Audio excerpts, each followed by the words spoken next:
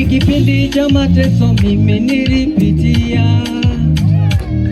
ni kipindi cha maumivu mimi nilipitia, ni kipindi wanadamu waliniona sifai, nikijaribu kutweka wanaleta tufani, kwenye nia waliziba njia nisiende mbali, kwenye nuru waliweka giza nisifike mbali.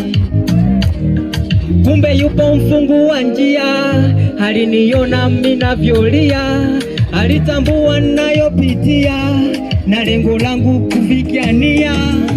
Alisema mimi ni wa thamani kwake, aliniumba tena kwa mfano wake, alitambua kwamba mimi ni mwanake, akanitoa akanivika vazi lake.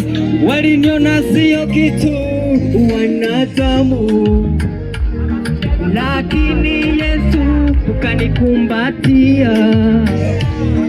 Waliniona sio kitu wanadamu, lakini Yesu kanikumbatia, kanikumbatia, kanikumbatia, kanikumbatia, kanikumbatia, kanikumbatia. Asante DJ wangu, asante DJ wangu. Hebu naomba tuimbe pamoja mimi na wewe hiyo chorus. Kanikumbatia, kanikumbatia, Yesu kanikumbatia, kanikumbatia. Asante sana, tunafanana sana.